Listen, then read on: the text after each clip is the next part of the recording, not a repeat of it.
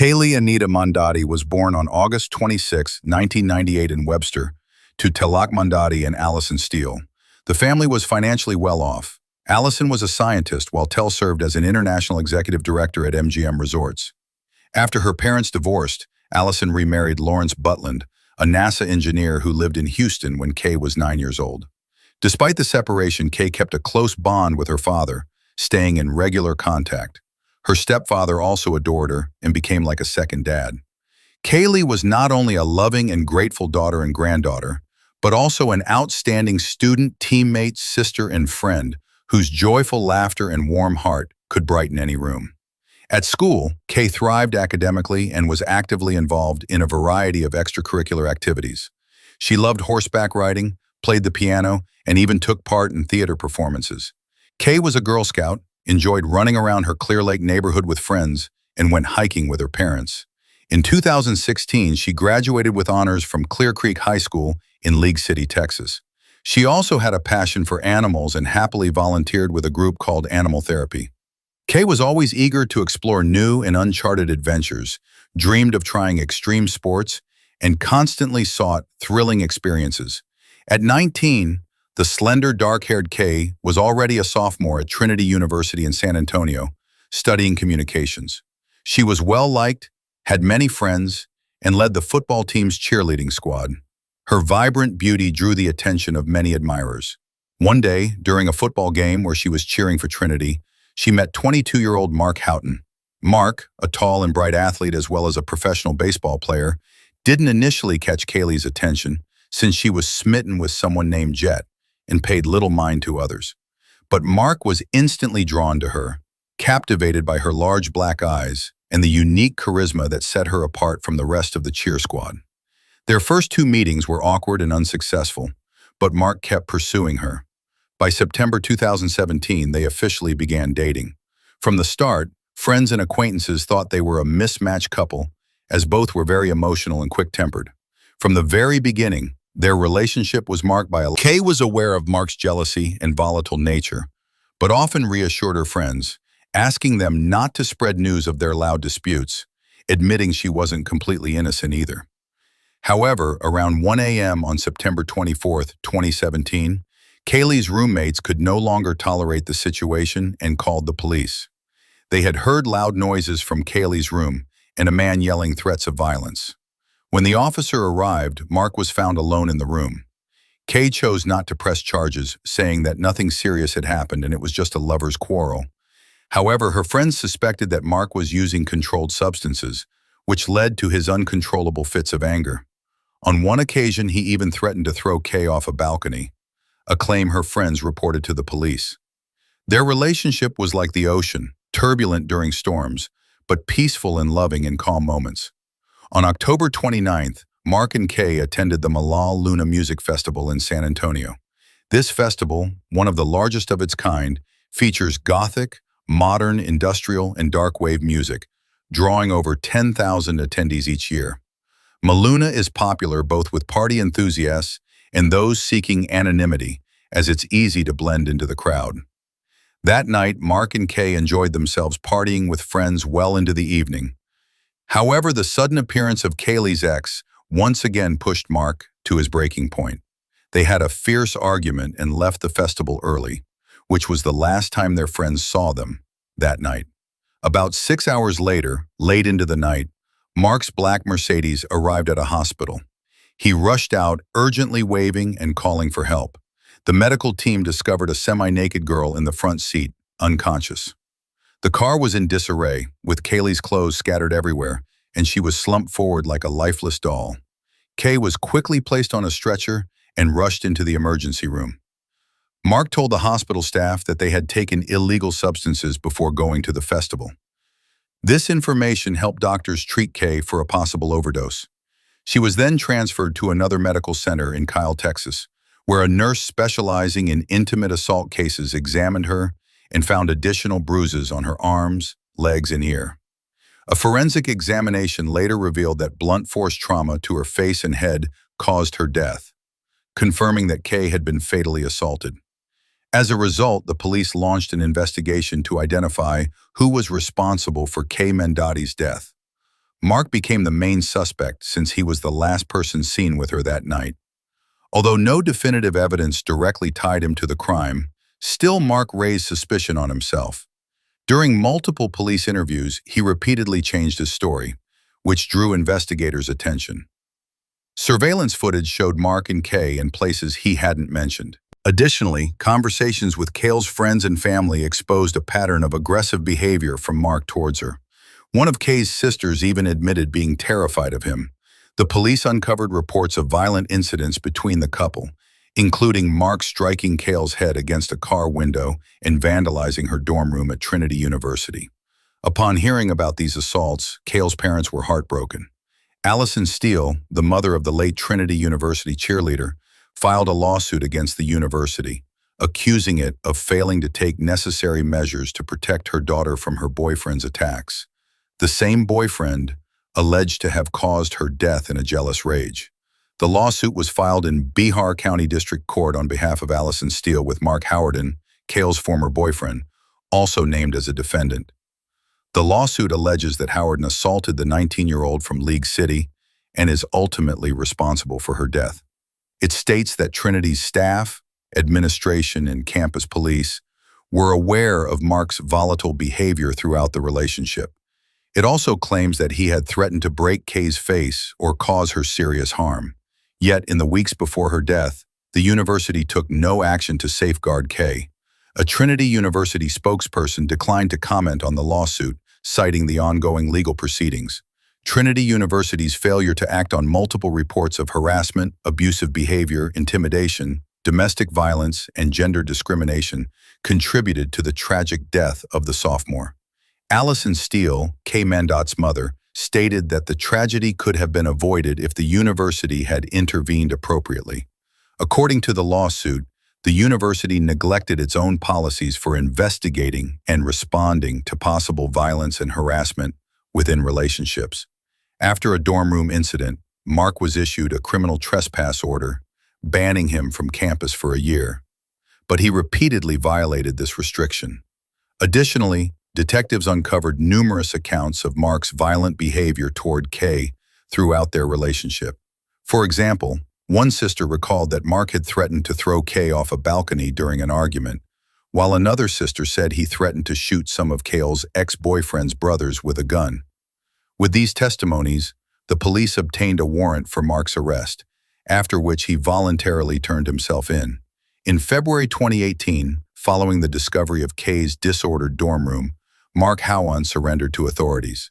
He was charged with several offenses including criminal acts, intimate partner violence, and abduction. Despite the charges, he pleaded not guilty. The initial trial for Kay Mandat's death began in December 2019. Prosecutors argued that Mark, known for his volatile nature, fatally assaulted Kay in a rage-filled episode. They further claimed that he transported her for nearly 6 hours before finally bringing her to the hospital. In response, Mark's defense team argued that Kaylee's death could have been caused by multiple factors. Autopsy results reveal banned substances in her system, indicating the possibility of a sudden increase in blood pressure or head trauma during intimate activity. Kaylee's mother described the injuries and bruises on her daughter as extremely severe, comparable to injuries from falling out of an airplane. The damage was indeed extensive. Photographs shown to the jurors in Bihar County depicted the Trinity University sophomore from San Antonio barely recognizable. Her body covered in bruises, red marks, and scratches. Both of her eyelids were swollen and bruised. The only parts without visible injuries were her back and the backs of her legs. Photographs and graphics taken by Dr. Susanna Dana, the forensic pathologist who performed Kay Mandat's autopsy, revealed a subdural hematoma, a buildup of blood, typically linked to traumatic brain injury, on the right side of Kaylee's brain. Kaylee's father, Talak Mandati, upon seeing 2 photos of his daughter in the ICU, lying in a vegetative state surrounded by numerous tubes with her face barely visible, spoke about her with a trembling voice and tears in his eyes. "That's my daughter," he said, "my only child." Dr. Dana testified that during her examination of Kaylee's head, she discovered a dent in the skull. Much of Dr. Dana's testimony centered on the severe cranial and facial injuries Kaylee had sustained. These included trauma to the eyes. Both eyelids were bruised, with the left eyelid swollen to the point it could not fully close. There were extensive bruises on both jaws, inside the mouth, above the gums, and on the lips and cheeks. She also noted hemorrhages in both eyes, showing photos of the inner eyelid lining to the court. Dr. Susanna Dana concluded that Kaylee Mandotti's death resulted from blunt force trauma to the head and face caused by a heavy object. However, Dr. William Anderson, who reviewed the autopsy findings, disagreed with the assessment that Kaylee had been assaulted. He noted, "We don't see any fractures in the eye socket or the nose. There are no fractures on the face, which suggests there was no frontal assault." Instead, Anderson argued that Kaylee's injuries were more consistent with a fall, combined with extensive medical treatment. Defense attorney John Hunter offered a different perspective, arguing that the prosecution lacked enough evidence to clearly explain what happened to Kaylee that night, making it impossible to definitively link Mark Howard to the incident. Throughout the trial, Hunter frequently highlighted Kaylee Mandotti's drug use, even mentioning her previous treatment for substance dependence at a hospital. Jason Wallach, a professor at the University of Sciences in Philadelphia, testified that Kay Mandotti had a high concentration of MDMA, commonly known as ecstasy or Molly, in her bloodstream when her boyfriend brought her to the hospital on the night of October 29, 2017. The presence of this drug suggested that even a minor head injury could become fatal due to the effects of MDMA. Building on this, John Hunter argued that the drug affects individuals differently, with many experiencing increased body temperature or electrolyte imbalances after taking it, which could result in loss of consciousness. As the trial progressed, the jury was presented with testimonies, including a video and audio recording of Mark Houghton speaking to police officers. In the recording, Mark admitted that he and Kay had an argument and then engaged in intimate relations inside the car before she lost consciousness. He described their sexual activity as rough and claimed he would strangle her during sex because she enjoyed it. Mark insisted that everything was consensual, but questions lingered about the origin and timing of the bruises on Kay's body, an issue left unresolved during the December 2019 trial. Allison was convinced that Mark Howard would be held accountable for her daughter's death. However, following the 2019 trial, the family was left profoundly disheartened. Despite being charged with causing Kay's death, Mark insisted on his innocence. The defense argued that the injuries found on Kay were actually caused during the hospital's resuscitation efforts. Consequently, the jury was unable to reach a unanimous verdict, resulting in a mistrial. The case was heard in the 144th District Court, overseen by Judge Raymond Angelini. When the jury failed to come to a decision, the case was declared a mistrial and dismissed. As a result, Mark Howard was acquitted during this first trial, leaving the matter unresolved. Bihar County District Attorney Joe Gonzalez, who had been managing the case from the start, expressed his disappointment with the verdict and announced plans to review the case further. Meanwhile, Kay Mandotti's parents chose to begin their own investigation. Allison and Lawrence gathered all available evidence and autopsy reports from the police, focusing intently on a small, round pinpoint bruise near Kaylee's ear. They theorized that Mark might have struck her head against the car window, which then caused her to hit the door lock, resulting in the bruise. This detail they hoped would help establish his guilt. To better understand the possible scenario, Lawrence found a Mercedes identical to the one Mark had been driving that night. He took photographs posing in ways that mimicked how Kay might have sustained the head injury. With help from the Texas Rangers, they secured official records, including 3 sworn affidavits used in the arrest warrant for Mark Howard. The charges listed were criminal acts, aggravated intimate assault, and criminal mischief. These documents addressed many unresolved questions about Kaylee's case and provided a detailed timeline of events before and after her death. The slideshow, compiled by authorities, outlined key moments in chronological order, tracing the path that led to Kay's death and highlighting the evidence uncovered during the investigation. Notably, the timeline revealed Mark Howard's alleged dishonesty to the Rangers and the evidence that resulted in his arrest. Prosecutors depicted him during the trial as a manipulative, controlling boyfriend who frequently monitored Kay, calling her repeatedly and confiscating her phone to isolate her from friends. 2 weeks before Kaylee's death, texts reviewed by the jury showed that after Mark pushed Kay against a brick wall in a violent outburst and trashed her dorm room, Kay expressed her need for space to him. Howen bombarded Kay with dozens of messages, even threatening to take his own life at one point, to which she desperately pleaded with him not to follow through. That evening alone, he called her nearly 200 times. Later at the festival, tensions rose again when they argued about Kay's ex-boyfriend, who was also present. Following the argument, Mark Houghton took Kay from the event, placed her in his car, and drove to a remote parking lot near the Whataburger headquarters, close to US 281 and Sunset Road. GPS and camera records revealed that the couple remained in that parking lot for over an hour. Prosecutors argued that it was during this time that Mark Houghton assaulted Kay Mondati, ultimately beating her to death. Kay's family expressed deep gratitude to the Texas Rangers for their thorough and committed investigation, which led to the proper criminal charges against the alleged attacker. The retrial of Mark Houghton began in June 2023 after being postponed due to the COVID-19 pandemic. During the proceedings, the prosecution initially considered presenting a video recorded by Kay's parents that showed her injuries in the hospital, but they ultimately chose to withdraw the footage to avoid potential legal complications and new disputes. With crucial evidence gathered alongside the Texas Rangers, Mark Houghton was ultimately found guilty of aggravated assault causing bodily harm that led to Kay Mondati's death. The court sentenced him to 20 years in prison, imposed a $10,000 fine, and ordered restitution to Kay's family.